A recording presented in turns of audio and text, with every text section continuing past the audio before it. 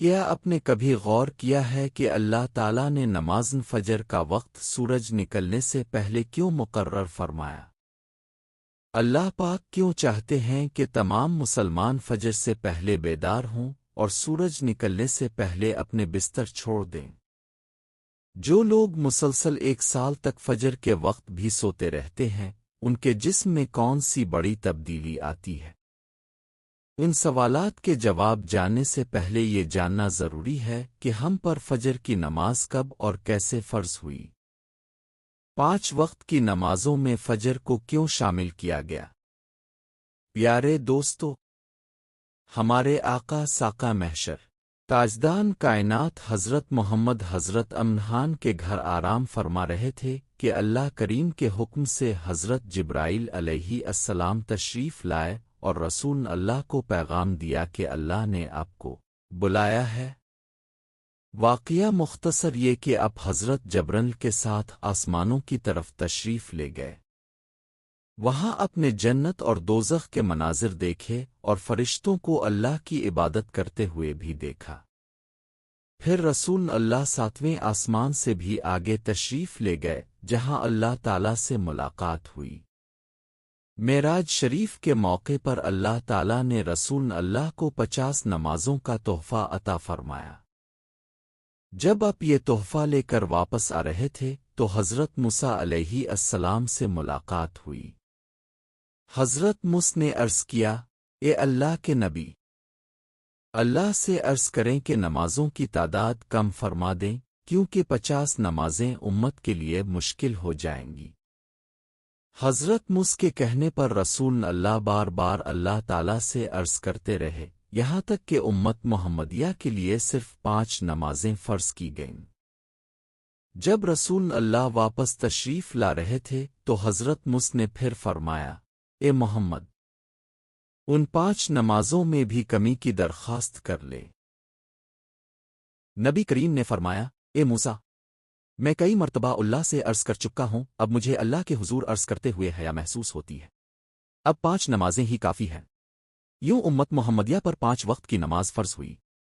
ان 5 نمازوں میں سب سے مشکل نماز فجر ہے، کیونکہ اس وقت انسان نیند میں ہوتا ہے اور اٹھنا مشکل محسوس کرتا ہے۔ جس قدر فجر کی نماز گرم بستر چھوڑ کر ادا کرنا مشکل ہے، اسی قدر اس کی فضیلت بھی زیادہ ہے۔ اگر آپ کو اس کی فضیلت کا علم ہو جائے تو آپ کبھی زندگی میں فجر کی نماز نہیں چھوڑیں گے۔ اللہ تعالیٰ نے نماز فجر کو سب سے اہم اور افضل نماز قرار دیا ہے۔ یہی وجہ ہے کہ اللہ پاک فجر کی قسم کھاتے ہیں۔ قرآن کریم میں فرمایا گیا، قسم ہے فجر کی اور 10 راتوں کی اور جفت اور طاق کی اور رات کی جب وہ چلنے لگے، بے شک اس میں عقل والوں کے لیے بڑی قسم ہے۔ حضرت عائشہ بیان فرماتی ہیں کہ نبی کریم نے فرمایا، فجر کی 2 رکعتیں دنیا اور دنیا کی تمام چیزوں سے بہتر ہیں۔ یہ بات ذہن نشین کر لینی چاہیے کہ فجر کی نماز باجماعت ادا کرنے سے مسلمان کے ایمان کی سچائی اور مضبوطی کا اندازہ ہوتا ہے۔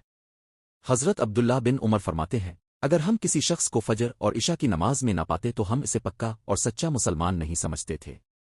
رسول اکرم نے فرمایا، جو مسلمان فجر اور عصر کی نماز پابندی سے ادا کرتا ہے وہ ضرور جنت میں داخل ہوگا اور اس پر جہنم کی آگ حرام ہو جائے گی۔ فجر کی نماز مسلمان کے لیے جہنم سے پردہ ہے۔ نبی کریم نے فرمایا، جو شخص فجر اور عصر کی نماز پابندی سے ادا کرتا ہے اس پر دوزخ کی آگ حرام کر دی جاتی ہے۔ جس طرح فجر کی نماز ادا کرنے پر بڑی فضیلت ہے، اسی طرح فجر کی نماز چھوڑنے پر سخت وعید بھی ہے۔ حضرت عبداللہ سے روایت ہے کہ ایک دن رسول اکرم کے سامنے اس شخص کا ذکر کیا گیا جو سورج نکلنے تک سوتا رہتا تھا اور فجر کی نماز ادا نہیں کرتا تھا۔ تو نبی کریم نے فرمایا، شیطان اس شخص کے کان میں پیشاب کرتا ہے جسے فجر کی اذان سنائی نہیں دیتی۔ فجر کی نماز کے لیے بیدار ہونے کے چند طریقے یہ ہیں۔ رات کو جلدی سویا کریں تاکہ فجر تک نیند پوری ہو جائے۔ سوتے وقت یہ نیت کریں کہ صبح فجر کی نماز باجماعت ادا کرنی ہے۔ الارم لگا لیں تاکہ فجر کے وقت آنکھ کھل جائے۔ اگر کسی وجہ سے فجر کے وقت آنکھ نہ کھلے اور دیر ہو جائے تو جیسے ہی آنکھ کھلے فوراً فجر کی نماز ادا کریں۔ نماز قضا ہو جانے پر گناہ نہیں، لیکن عادت بنا لینا سخت گناہ ہے۔ ہمارے معاشرے میں بہت سے لوگ ایسے ہیں جنہیں رات بھر نیند نہیں آتی۔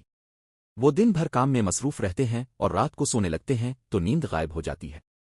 یہ لوگ مختلف بیماریوں میں مبتلا ہو جاتے ہیں اور اس کی اصل وجہ یہ ہے کہ ہم نے اللہ کے احکام کو چھوڑ دیا ہے اور دنیا میں مگن ہو گئے ہیں۔ جو لوگ فجر کی اذان سن کر مسجد جاتے ہیں، نماز ادا کرتے ہیں اور قرآن کی تلاوت کرتے ہیں، انہیں کبھی بے خوابی کی شکایت نہیں ہوتی۔ ان کا دن خوشی اور سکون سے گزرتا ہے۔ رسول اللہ نے فرمایا، اللہ کے حکم سے فرشتے صبح اور شام اپنی ڈیوٹیاں بدلتے ہیں۔ فجر اور عصر کے وقت فرشتوں کی حاضری تبدیل ہوتی ہے۔